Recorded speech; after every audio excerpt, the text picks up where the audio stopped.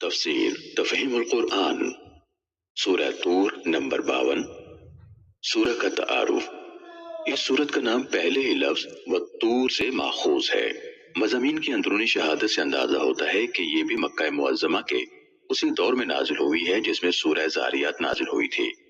اس کو پڑھتے ہوئے یہ تو ضرور محسوس ہوتا ہے کہ اس کے نزول کے زمانے میں نبی صلی اللہ علیہ وسلم کے خلاف اعتراضات اور الزامات کی بوچھاڑ ہو رہی تھی، مگر یہ محسوس نہیں ہوتا کہ ظلم و ستم کی چکی زور شور سے چلنی شروع ہو گئی تھی۔ اس کے پہلے رکوع کا موضوع آخرت ہے۔ سورہ زاریات میں اس کے امکان اور وجوب اور وقوع کے دلائل دیے جا چکے تھے، اس لیے یہاں ان کا اعادہ نہیں کیا گیا ہے۔ البتہ آخرت کی شہادت دینے والے چند حقائق و آثار کی قسم کھا کر پورے زور کے ساتھ یہ فرمایا گیا ہے کہ وہ یقیناً واقع ہو کر رہے گی اور کسی میں یہ طاقت نہیں ہے کہ اسے برپا ہونے سے روک دے۔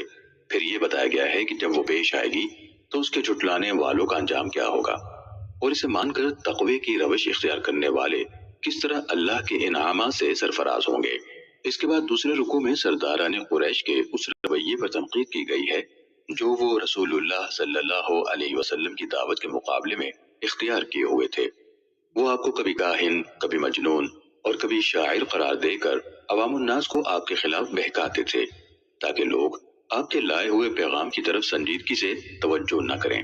وہ آپ کی ذات کو اپنے حق میں ایک بلائے ناگہانی سمجھتے تھے اور علانیہ کہتے تھے کہ کوئی آفت ان پر نازل ہو جائے تو ہمارا ان سے پیچھا چھوٹے۔ وہ آپ پر الزام لگاتے تھے کہ یہ قرآن آپ خود گھڑ گھڑ کر خدا کے نام سے پیش کر رہے ہیں اور یہ معاذ اللہ ایک فریب ہے جو آپ نے بنا رکھا ہے۔ وہ بار بار طنز کرتے تھے کہ خدا کو نبوت کے لیے ملے بھی تو بس یہ سا ہی ملے۔ وہ آپ کی دعوت و تبلیغ سے ایسی بیزاری کا اظہار کرتے تھے جیسے آپ کچھ مانگنے کے لیے ان کے پیچھے پڑے ہوئے ہیں اور وہ اپنی جان چھڑانے کے لیے آپ سے منہ چھپاتے پھرتے ہیں۔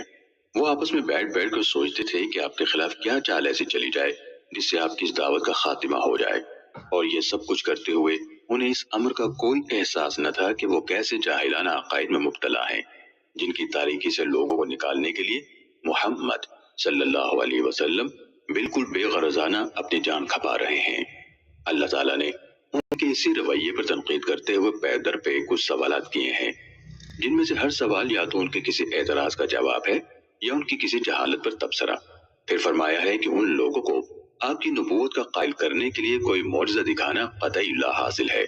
کیونکہ یہ ایسے ہر دھرم لوگ ہیں کہ انہیں خواہ کچھ بھی دکھا دیا جائے یہ اس کی کوئی تعویل کر کے ایمان لانے سے گریز کر جائیں گے۔ اس رکوع کے آغاز میں بھی رسول اللہ صلی اللہ علیہ وسلم کو یہ ہدایت فرمائی گئی ہے کہ ان مخالفین و معاندین کے الزامات و اعتراضات کی پرواہ کیے بغیر اپنی دعوت و تذکیر کا کام مسلسل جاری رکھیں، اور آخر میں بھی آپ صلی اللہ علیہ وسلم کو تاکید فرمائی گئی ہے کہ صبر کے ساتھ ان مزاحمتوں کا مقابلہ کیے چلے جائیں یہاں تک کہ اللہ تعالیٰ کا فیصلہ آ جائے۔